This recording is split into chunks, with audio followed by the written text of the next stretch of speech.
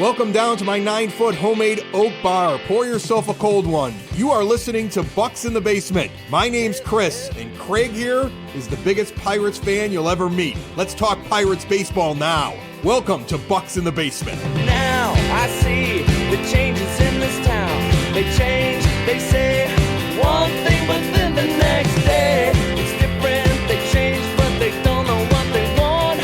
All they do is change. Going left, going right, travel day, travel night. That's where we'll go. No excuses, no goodbyes, no one cries, no one lies. We'll never know. If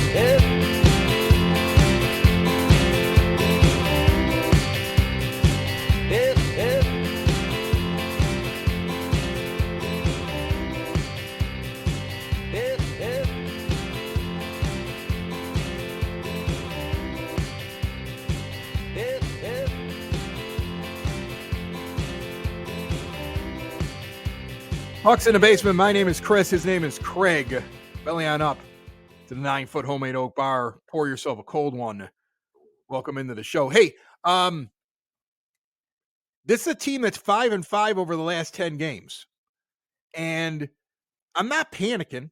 I'm not upset about it. I'm actually really encouraged by how well they're doing on the road early on in the season. Does it make you nervous that the hot start is kind of cooled a little bit? I mean, I think that just because of the concerns that we had about them kind of winning with not playing their best ball, I mean, starting pitching was doing great and still continues to do, fairly well. But I mean, there have been some little things individually that give you some pause. I know a lot of people are bringing up the overall approach at the plate, the Andy Haynes fueled offense. That pretty much is just like take as many pitches as you can. If you, watch strike three go past you, I know that I think they're like top 5 in strikeouts, top 5 in looking strike three. I mean, it's like a thing on Baseball Reference. People can go look it up. But I mean, and the percentage of looking strike three.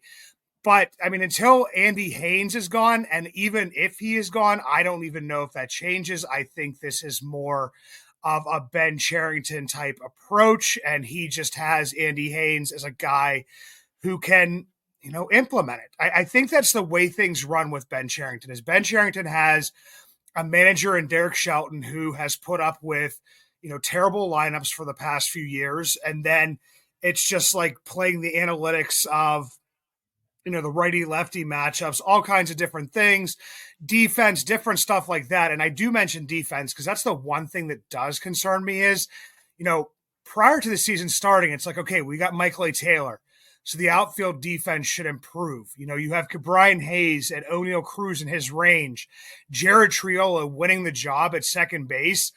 And I just looked at the stats overall. I think it was yesterday. So it was before yesterday's game where there were some more defensive mishaps. And they were, by Fangraphs metrics, the worst defensive team in Major League Baseball, which is just extremely weird. I mean, that's the thing.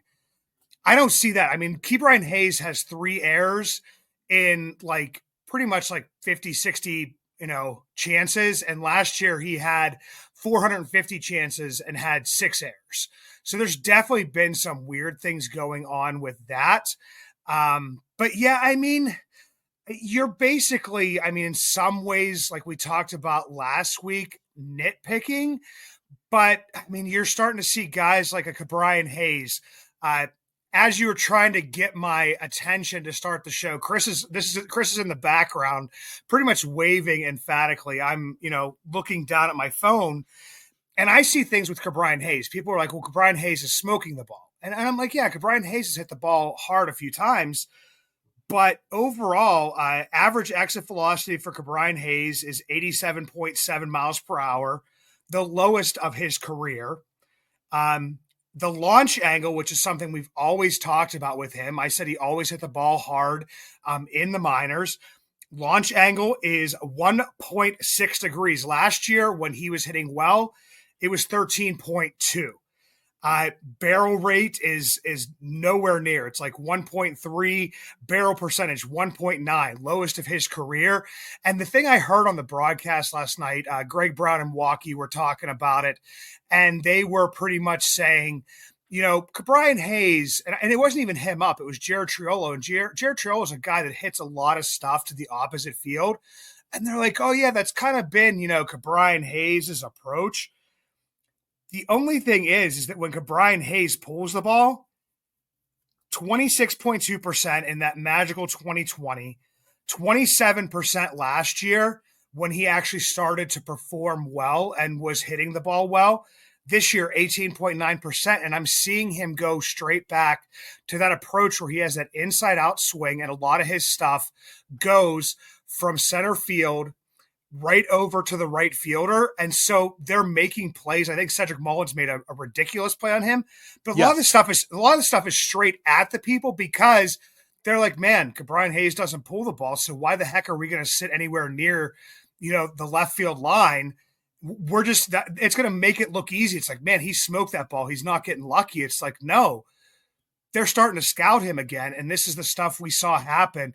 And when he doesn't put the ball in the air, man, I mean, a lot of times people are saying if Brian Hayes hits like 15 home runs, that's a huge bonus. Yes, he has a positive OPS plus right now. Yes, he has a positive WRC plus. But if I would be looking for anything, I would be looking at, this type of stuff is something that once you get to 100 plate appearances, 250 plate appearances, if it doesn't change, the numbers will keep creeping down. And that's where Brian Hayes gets in trouble. And especially right now, like I said, looking at it, right, he has a negative defensive WAR right now, which I don't look to see that happening for a full season, but it's just very weird things.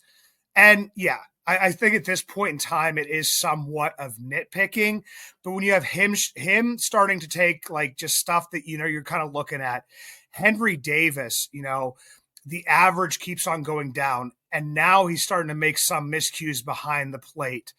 You have O'Neal Cruz striking out 7 times in his last 9 plate appearances.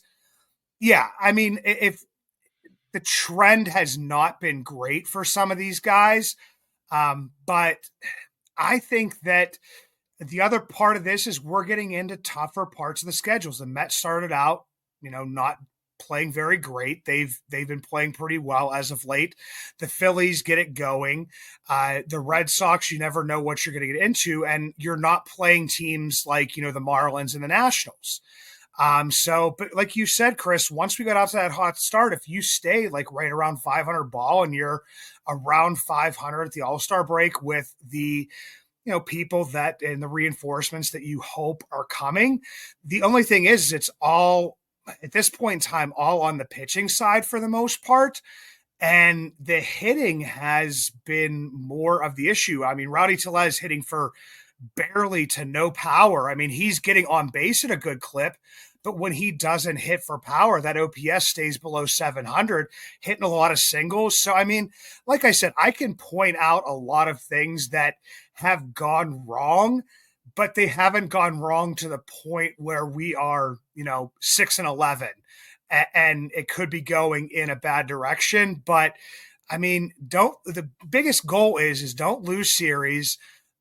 Hopefully try to win some of those. We get some of these 4-game series, split it with the Phillies, different stuff like that. So that should be like the ultimate goal here right now is, okay, you lost one to the Mets, don't lose a series, come right back out and try to do well.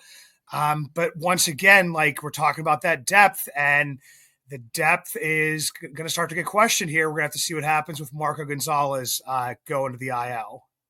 Well, there's a lot to unpack there. The first thing, though, I want to say is that kudos to you for catching what could be an issue for Brian Hayes, because if I sat down and looked at all the stats on this team, especially at the plate, he'd be one of the people I wouldn't be as worried about, because I'm more concerned about the idea that O'Neal Cruz lost the season last year, essentially, with that injury.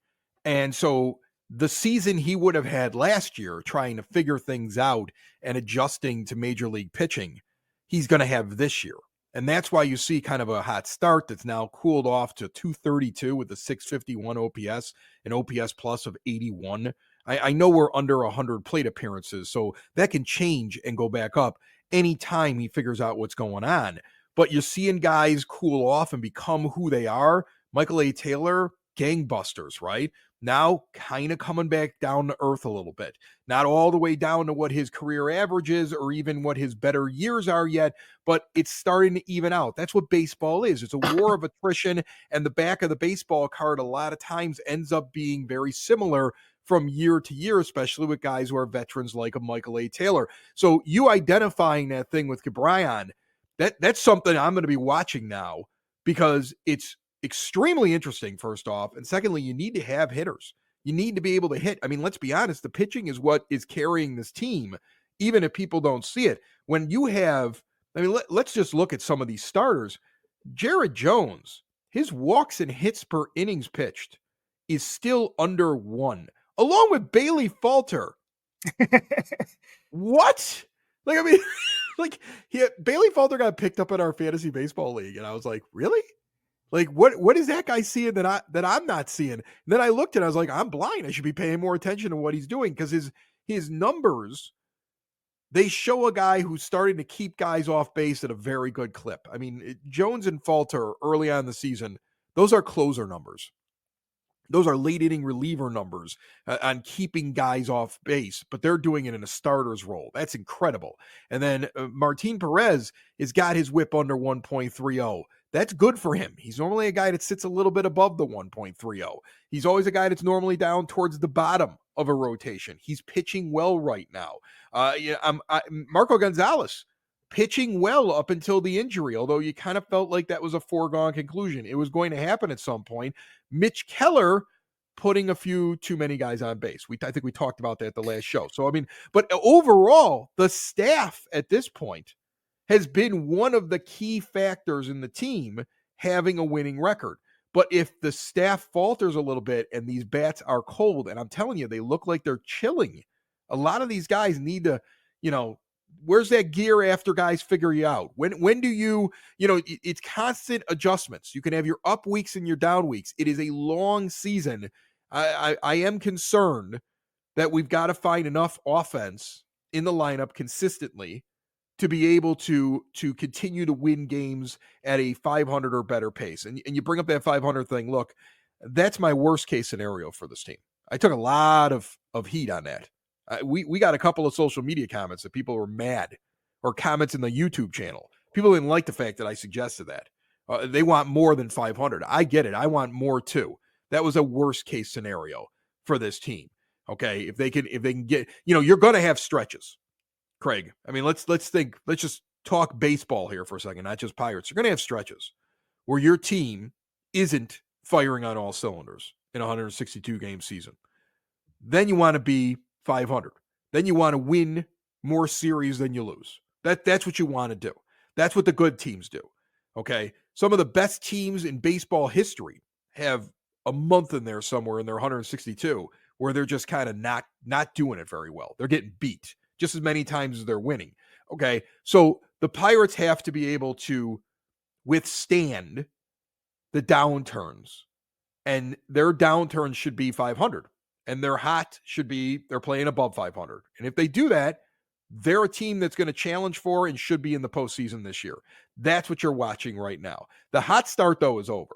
That's they have cooled. So now it's what adjustments get made. Do they recognize what you're talking about with Cabrian? Okay, what does Derek Shelton do? I really think that this is where we find out when he's given enough. Can he be a difference maker as a manager? Because he knows how to get the most out of guys when they're floundering a little bit. Yeah, because, I mean, it's definitely hitting a rough patch. I mean, if you told me that David Bednar would have 3 blown saves, that Aroldis Chapman, his last 3 times out has, pretty much blown the game, blown the holds, blown saves for the team, and they still are 11-6, I would have told you were crazy. So, I mean, there are. I wouldn't have told you were crazy. I think Aroldis Chapman was a waste of $10 million. I think I'm on the record. I'm on the record saying Aroldis Chapman is a waste of $10 million that could have been used in better ways. And so at this point, not shocked at all that the guy's got a 1.41 whip and is putting way too many guys on base for a relief pitcher and is having some struggles out there. Not shocked at all. Not worth $10 million. No, and he even last year, I mean, everybody will look like how well he did with Kansas City, but when he arrived, with Texas, it was like basically he would walk a couple guys each time, and if he didn't strike out the next three with heat and like that off speed pitch that he throws, it's just kind of crazy that you go from 101 to like 85. Then yeah, he did struggle. So I mean, yeah, but it's And it still shows, and it shows, Craig, again, something we said for years, and this is why I always said relief pitchers were a dime a dozen. Look at this team right now, and you don't need to invest in an Aroldis Chapman when you can find plenty of arms. Contreras, Fleming, these are two guys that, you wanted them to be starters. I know the Rays wanted Josh Fleming to be a starter, and instead what you've got is you've got guys now that didn't end up making it as starters that are being very effective coming out of the pen right now. Hunter Stratton, very effective coming out of the pen. None of those guys are ever going to fetch, or at least unless they put together several seasons, are going to fetch the same kind of money that Aroldis Chapman brings in. And you can find arms in a bullpen. You can rotate guys through. You can take failed starters and make them into effective relievers because they only have to face a couple of batters and they just have to deal with 1 or 2 innings every time that it's in an appearance. And so that's why, again, this is that, you talk about how Bednar blew some saves. What's his face down at the Astros? Big deal. Josh Hader. Josh Hader's got, I think 3 blown saves too for the Astros. He looks terrible at the beginning of the year. He's given a boatload of money, and they took the closer job away from the guy who was their closer because he's Josh Hader, and he's been terrible. Why? Because relief pitchers are fickle. They're weird things that they're all starters. They're all guys who wanted to be starters, who failed at it, and then found a place in the bullpen. And some have great success, but it's very difficult for a relief pitcher to do that for a long amount of time. That's why I've never understood big contracts for relief pitchers, because you're like, oh, I'm shocked about Bednar. I'm shocked about Chapman. I'm not, because they're relief pitchers. And that's what happens with relief pitchers. That's why I sit around all the time and say, when they were building, if you can get a lot for David Bednar, you can find another closer someplace else. Everybody's like, oh, you're crazy. Why would you say that? Because he's a relief pitcher. Now, does that mean that I think David Bednar is cooked and that he's not going to be good this year? No, I think he'll figure it out. But I once talked to a guy that used to pitch in the major leagues on a regular basis. And I don't know if I really want to talk. He was all over Major League Baseball. Don Paul in the late 80s, early 90s. And I once asked him a question, having a beer with him. And I was like, do you chase bad whips or bad ERAs or bad stats? If you get off to a bad start as a relief pitcher and you have these gaudy, awful numbers that are sitting up there on the scoreboard, does that affect you? And I expected him to say no. And he's like, oh yeah, it totally affects you. And I'm like, really? He goes, yeah, it gets in your head. When you have a 10 ERA in April, you're constantly trying to get it down and you start making mistakes because you see it up on the scoreboard, right? So yeah, Bednar could and should, for all intents and purposes, be back to normal. And by July, he doesn't have that gaudy, ridiculous ERA that he has, right? But it is a psychological thing that relief pitchers, it really gets to them. Okay. Sometimes a guy never recovers from it or just never is as effective because it's very difficult, because they look at their stats. They know what they're doing. They're just like us. They're human beings. Just like a hitter knows when he's hitting 220 and he's like, I am not a 220 hitter. Just like a bowler knows that he's bowling below his average and bringing his team down. And then he starts struggling and can't find where the ball really should be. And all of a sudden there's always an extra pin left up because it's in his head. It happens with relief pitchers. So I am really curious as to these guys who are the bigger names that were supposed to be in the back end of your rotation who are not doing so well. Will they recover, and how will Shelton deploy them, knowing that one guy's hot and may not make a lot of money and may not have been the guy who was supposed to be the big role, while the other guy's not, even though he was supposed to have the big role and makes more money? Yeah, and with David Bednar, I mean, everybody knows, my take on David Bednar. I think I've been calling him to be traded at the past 2 trade deadlines, especially this last one. And yes, the overall numbers will look great, but I mean, for David Bednar, I mean, unfortunately, didn't get to pitch a lot in this spring training, but I looked back and I think this spring training, he had like a little over 2 innings. The spring training before, he only had like a little over 4 innings. When they're pitching in those games, that's not the only time they're pitching. They're pitching on backfield games. But yes, he did start late. His numbers usually like coming out of the gate are the ones that like keep it. It's like you can't like get the numbers to look bad by the end of the season. And we always look at whip. Last year in March and April, he was a 0.692 whip. In May, he was a 0.750 whip. After that, in June, 1.258, July, 1.412, August, 1.378. So, like, that's the other thing is that, So the wheels started to come off in the back end of the year. Yeah. And so, look, here's the thing. I think he's a good pitcher, and I'm not saying that he's cooked. I'm not saying that, right? But baseball's littered with guys. I mean, what is he, a 35th round pick? He's a guy that was like, pretty far back there when he got brought in. All right. And then he comes out and he has a really good season in 2021. He finished 8th in Rookie of the Year voting. In 2022, he's an all-star. In 2023, he's an all-star. He keeps it whip really low, right around 1. Well, one guy getting on an inning, which is closer material, not elite closer material, closer material. The elite closers are like those numbers that you had at the beginning of the year, not the ones that are towards the back end. The back end of the year, he was putting way too many guys on base. Okay. And now what we're seeing is a continuation of what happened in the back half of the year, starting off this year. That's where the concern for me comes from, because baseball history is littered with relief pitchers that come on strong, are really, really good, are superstars for a couple of years, and then somehow the wheels fall off. And then maybe they come back a couple years later and they get a resurgence. I mean, pull up Craig Kimbrell's baseball card one of these days, or Liam Hendricks's baseball card one of these days, and you will find these good 2-year stretches and then these just awful stretches by those pitchers who people consider to be the top of their game.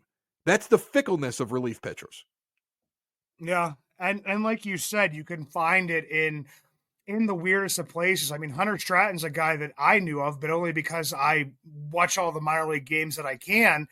Wasn't like a highly touted prospect. I mean, did give up a hit last night in a bad situation, but for the most part is pitching extremely well. And he might pitch extremely well for, the rest of the season. He might pitch extremely well for one more game. He might get shelled again.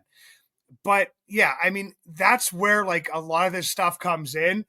And you would have never thought that, like, as the Pirates, I look back at like 2013 through 15, and it was like Tony Watson and Mark Melancon. And Mark Melancon never had the most, like, he wasn't blowing anybody away every single time he came in, even though he just didn't walk anybody. And he hit his spots, but he wasn't your traditional closer, and he was good for a few years, got paid, and then, wasn't ever that great again. So, yeah, I mean, like I said, we're picking apart stuff here right now. We're going to see. I mean, we're the worst. Like, this team is winning. It's got a winning record, and we're finding problems. Isn't this a great place to be? Like, seriously, isn't this a great place to be? Remember where we were 2 years ago? And, like, you're just trying to find a positive in some, like, retread that was brought in and had a good 2 weeks. And look at where we're at now. Like, David Bednar, it may not be there. You might need to start, like, putting somebody else in high leverage situations, right? Like, roll this Chapman, what a waste of money. This team is 500 over the last 10 games. They're falling apart. Look at how Brian Reynolds isn't putting the ball in the right place, even though he's hitting it hard. What's wrong with us? There's part of you that just wants to be a happy idiot, right? Where you just go, we're winning. This is great. I'm having a lot of fun. And I think there's the negativity of dealing with all of the crap over the last couple of years where you're still trying to find, well, where are the wheels going to fall off? I don't think the wheels fall off on this team. No, I don't. I think that this team is like when they're in a rough stretch are a 500 team. And when they're not in a rough stretch, that's when they're going to, catch up, win series, stay up towards the top of a division that's very winnable and definitely challenge for a postseason spot.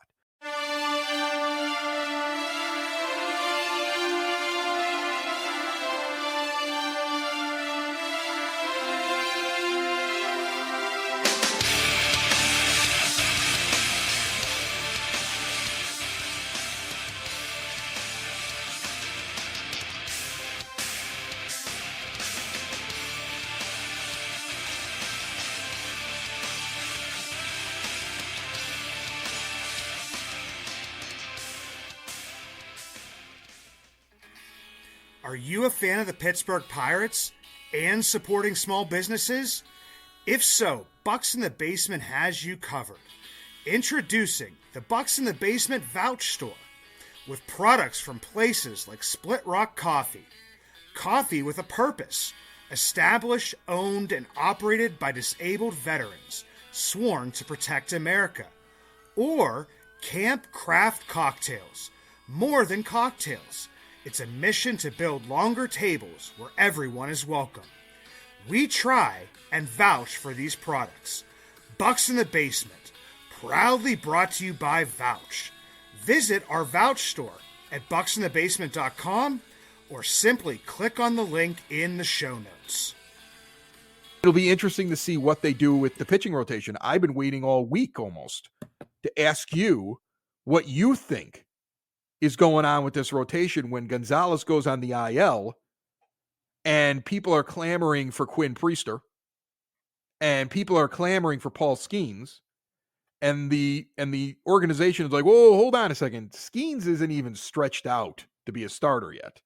We got to give him time. We're not screwing this up, and we're not ready for Priester yet. So we're not going to rush anybody because we're off to a quick start. It's a very pragmatic way to look at it. Do you agree with it?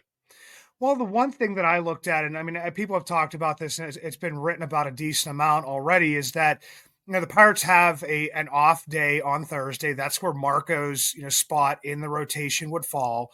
Would be this Thursday, so you could pretty much just skip that if you wanted to. Bring in Mitch Keller on Friday's game in its his regular rest, and then wait until Tuesday to deal with it, which is the next time that Marco's spot in the rotation could come up. I think a lot of this also is that Marco's got that nerve issue that he had. This is a forearm strain. The nerves and everything run through your forearm, and is this going to be worse, or do we catch it early and this is only going to be 15 days on the IL, which at that point in time all you would have to do if you wanted to is on that Tuesday. You talked about like Josh Fleming, who I think he threw 58 pitches in relief in the first series versus the Marlins. He was stretched out and was starting games in spring training. Luis Ortiz was stretched out and starting games in spring training, was throwing upwards of like 40, 50 pitches. You could piggyback those guys for one game and kind of kick the can down the road, because, I mean, if you call Quinn Priester up right now, are you going to call him up for 2 starts and then the next thing you know, Marco Gonzales comes back for what would be his, regularly scheduled start, because you could skip one with the off day, pitch a piggyback or a bullpen game, and then he comes back on day 15 and is able to pitch and jumps right back into the rotation? Or do you, like I said, do you want to bring Quinn up for a couple starts, see if he, has worked some stuff out? But if he did work some stuff out and Marco's injury isn't that big, then who in the rotation? And that's also, if Bailey Falter continues to pitch well, Martin Perez continues to pitch well. But there's a lot of stuff in there.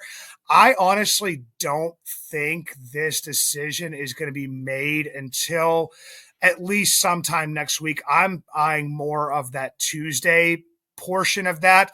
But I still think that give Quinn one more start. Let's see how because he is keeping guys off base right now in AAA.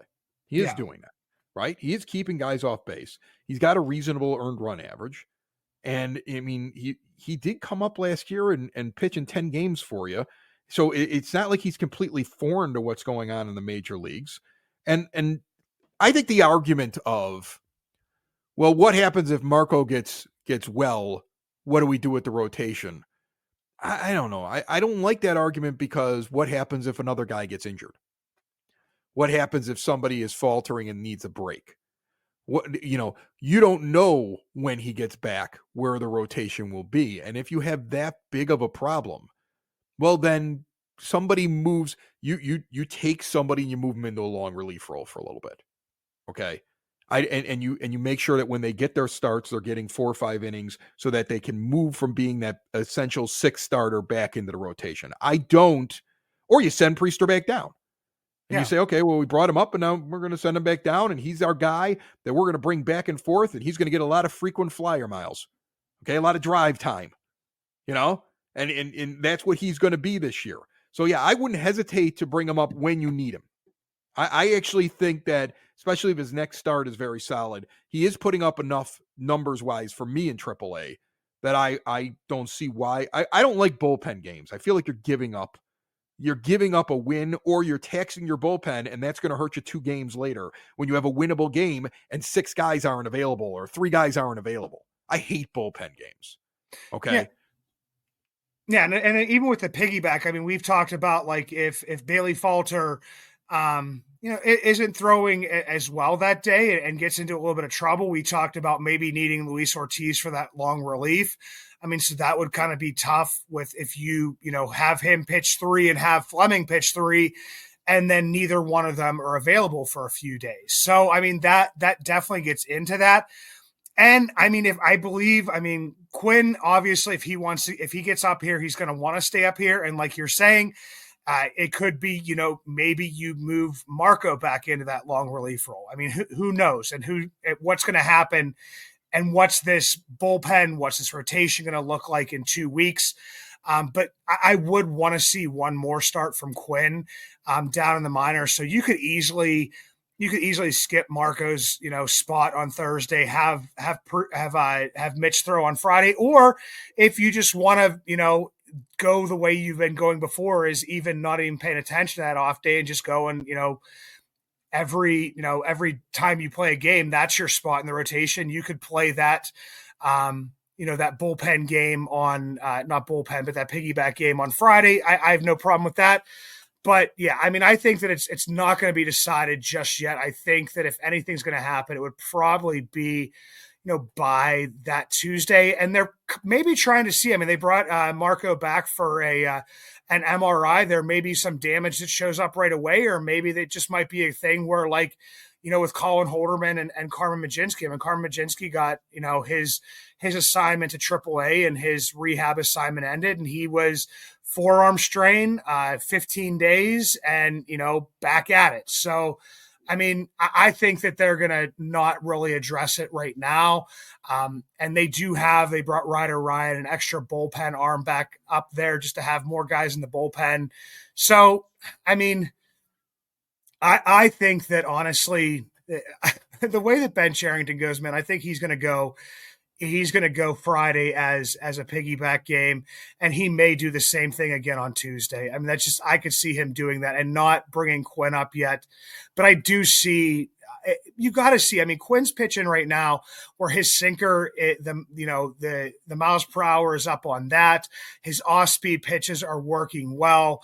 I do want to see, he was a guy that I think almost made this rotation this year.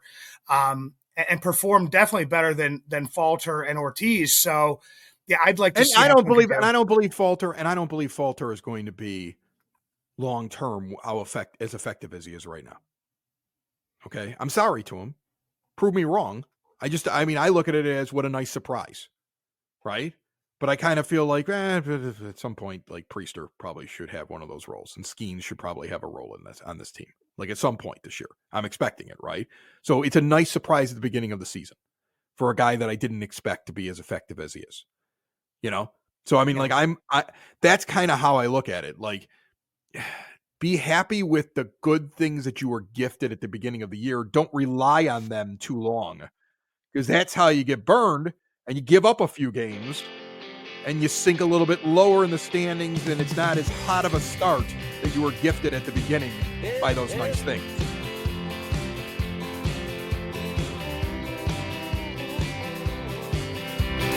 Now I see the changes in this town. They change.